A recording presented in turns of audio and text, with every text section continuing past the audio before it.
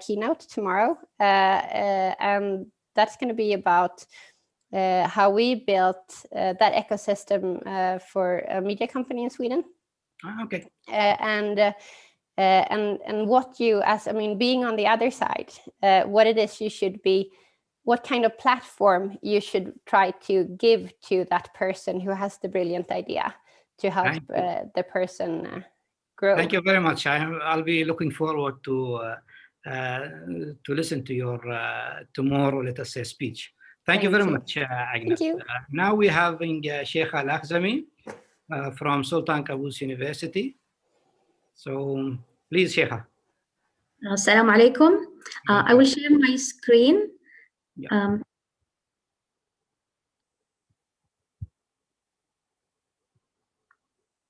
Hope everything is okay now. You can see it? Yeah. Yeah. So I will talk about technology transfer at research institutions. And I'm taking the case of Sultan Qaboos University, which I work actually for now almost 20 years. So I'm the Director of Innovation and Technology Transfer Center at Sultan Qaboos University, which call it SQU. So you will hear this SQU later. Actually, I want to give a brief about the SQU. The university is the National University for Oman, and it's actually the house of expertise because of having graduates as alumni, or even some expertise for the government sector, for the industry sector. And it's the only actually national university, and until maybe 2 months back, we have another national university.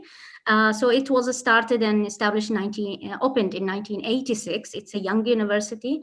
And I will give actually about the content of this presentation. I will talk about innovation ecosystem map. Then I will jump into the tech transfer definition very briefly. Then I will talk about the center that I work and we established in the university. It's the Innovation Technology Transfer Center. What is our process? What is the services we are providing?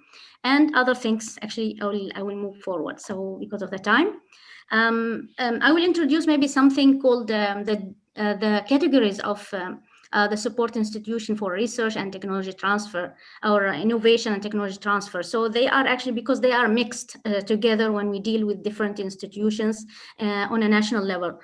So we should actually identify the category of which institution. So there is a role for knowledge generator, there is a specific role for knowledge diffuser, and there is the knowledge regulator. So we have to actually have everyone responsibility, and not to mixing it together, or having because this happen actually of a duplication and conflict of interest. So that's what we actually notice in the country when we make this map. So the innovation ecosystem that I made it actually based on the analysis that and the experience several years now. So inside, actually, maybe it can happen maybe for any country. It's a standard, but mainly actually we did it as locally for Oman. So we can see here that it is actually as academia. So the knowledge generator, and there is the government, and there is the industry. So we have the government body as knowledge regulator should be. It can be the diffuser of knowledge also. And there is the knowledge users. It can be the industry mainly if we are talking about actually business, but it can be also community. So there is a lot of actually weakness linkages that's happening in Oman, and there is the straight lines, and depending on the thickness also of these lines that we have actually we have strong or weak actually linkages, or there is missing actually linkages. So this is actually the map that we are having. So we are here as a TTO. So we are the Office of Technology Transfer inside the university. We link with all the community inside the university and outside the university, as you know. Other speakers, they talk about the tech transfer definition, but this is the definition that I use from Autumn. The process of transferring scientific findings from one organization to another for the purpose of further development and commercialization. So this process of tech transfer, it includes identifying the new tech and protecting the technologies through the IPRs, and then forming development and commercialization strategies, like licensing to existing companies or creating new startups. I like this actually traditional saying by Irish, Irish, I think, cultural saying that the fourth element, and they call it actually the four-leaf clover. So you can find this actually plant. Usually you find it in three clovers. So that's the meaning actually. When you find the fourth in Irish, it means it's a luck. So the fourth element we actually identify here is the TTO. So whenever you see the TTO in a university or in an industry, it means that there is actually successful stories will happen from that university. So you know about the triple helix, which is the universities, government, and industry. But in addition to the three elements, we have the fourth element. The model we are talking about, it's known actually, it's the technology generators, usually research institutions, universities, large companies.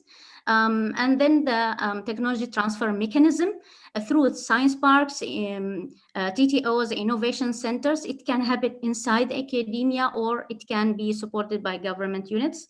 And the technology seekers, SMEs, startups, and some large corporations.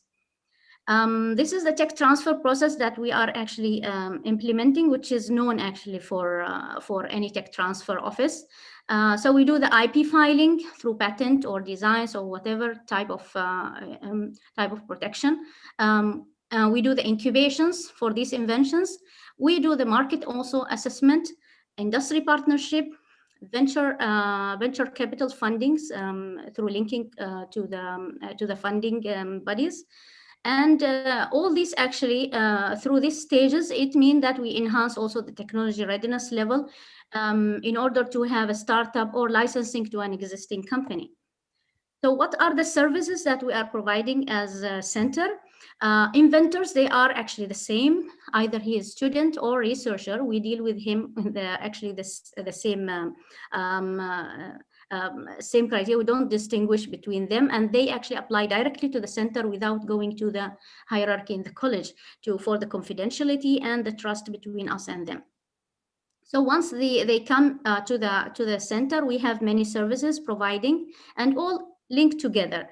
So there is the IP, intellectual property, there is incubation, industrial linkage, commercialization. We do consultancy and mentorship and providing it as outsourcing from outside or doing it ourselves, or actually taking the advantage of a lot of expertise inside the labs and creative minds inside the university, the prototyping, development of the technology. And we do actually this year we started the technology landscape. And all this, it built up to a capacity building. And we will mention what some of these main activities, what we mean by them. When we talk about research institutions, so this is SQU, this is our data in 2019. We have a lot of, compared to a small university with 17,000 students, and you can say 4,000 minds inside the university. And we have 9 colleges and more than 12 centers, research centers. We have actually a lot of research and high citation research in applied science. So you notice here that the medicine, it has many of it. It's applied science, engineering, agriculture, environmental science, computer science, biochem and genetics. So we are strong in some of these research areas.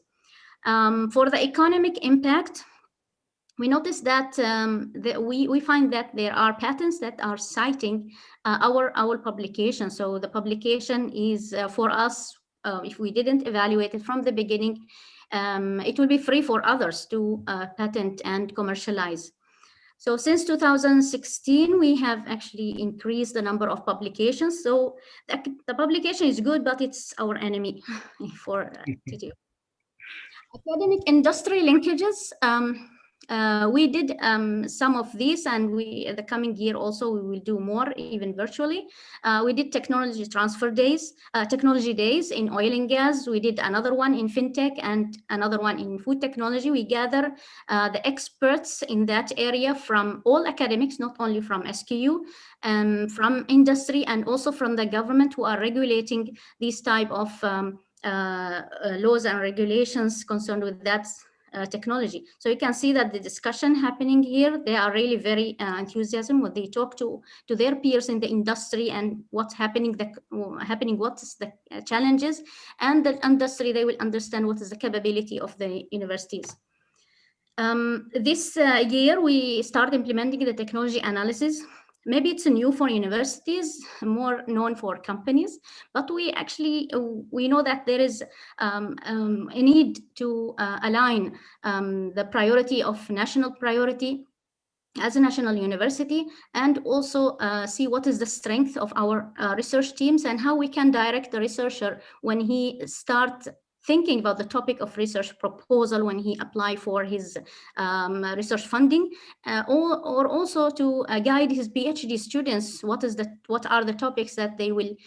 So from the beginning of deciding what is the idea. So this will guide them, this type of analysis reports. We choose 5 topics in 2020. Based on what? The criteria is that we choose the active research groups with high citation areas, and it has economic impact. So there is patent coming from those, but it's patented by others, and based on national priorities. We choose the artificial intelligence as a report. It's in process. The algae, biotech, medicinal plants, wastewater treatment, and water desalination. We have other topics in the also coming year, like nanotech, nanotechnology, and we have very strong team in that. So we are actually helping these teams to know what are the gaps in technology, what are the emerging technologies worldwide, who are actually the key players, how they can actually know their, how they can connect also, and know the who are actually playing very, important role in changing the map of the technology worldwide. Where are the gaps that they can do research and own IPs in them, instead of doing, in the same topic that everybody already having, saturated of patents in that area. So we have to move to an area of for decision makers actually, and making strategy for the university in that area. So this will help not only the researchers, but the research committee on a university level to give them priority of topics in that specific technologies. The science incubation also we implemented in 2019, and it means the pre-incubation stage, and also incubating the science and technology-based inventions, which need the support from the labs and support from the technical expertise in the university. And that's actually happening maybe to have, there is a gap of the incubation inside the country. We have business incubation, and we have a lot of also ITC incubation and also business incubation. But when it comes to having strong SME maybe, or strong high-tech startup or spin-off, the problem coming from the, there is no pre-incubation stage for that. So that's why we actually have this initiative to have science incubation inside the university. So this is the process, and we provide also business and market study for them, innovation development, and all this actually science incubation, it links to all the sectors we are having in the sections inside the center. So it has they will move through the IP protection, evaluation, and capacity building. All these, they will actually go through them. We are proud to say that we are implementing 3 programs with the WIPO, which is the World Intellectual Property Organization. One of them is the WIPO Oman Summer School on IP. We started in 2018, and the coming will be virtual in 2021. It will be announced soon. Also, another project that we started in late 2019 for 4 years. It will continue, choosing Oman for this project as a pilot project beside other 4 countries. The countries are US, Mexico, Pakistan, and I forgot the African country, Uganda, I think, increasing the role of women in innovation and entrepreneurship. So this is the project. It's serious, problem happening of gender equity when it comes to impact of women scientists in the number of patents. So there are a lot of women who are scientists, but it doesn't reflect on the number of patents. They don't actually file their inventions, and on the number also of trademarks and others. Another also project that we are handling is to introduce the Master of Innovation and IP with the WIPO. In 2022, hopefully, we will succeed in actually reaching that target. We start the drafting, and then it will go to the Academic Council and other process. We established also in 2013 the Innovation and Entrepreneurship Society. It's a student society gathering all the universities from all the societies. We have all the inventors, all the, to create like business minds for engineers and for science. Sheikha, sorry, your time is out. Please close as soon as possible. We'll finish it soon, yeah. So these are activities that we are handling. I will maybe just move into the patent filing. That are the challenges we're facing in Oman because of the IP office. We filed in the USPT in the PTO in the beginning, but then we moved to file in Oman when the Oman office is receiving for the international PCT applications. It's actually a complicated situation, but to overcome this challenge, we had to actually find a way of filing in PCT and also choosing Oman and then go to file in the national phase. So the IP policy, the last point, general rule for the university claim the ownership of all IPs, but there are exceptions. If you do it, actually, if the inventor, during the inventor own time, if he's staff, if he use also not utilizing significant resources of the university and labs. But there is also exception for the traditional academic work. So the author, he actually have the ownership of his authorship, unless he use also significant resources. If he producing during the course of sponsored research or collaborative activity, it's case by case, and originally also developed as part of any of the academic courses. And the commercialization, we do cover all the. Thank you, Sheikha. I have to stop you here. The last. Yeah, please. Thank you for that. Thanks. Yeah, thank you, Sheikha. Now we have Mr. Misfir. I believe he is from Saudi Arabia. Please, we welcome you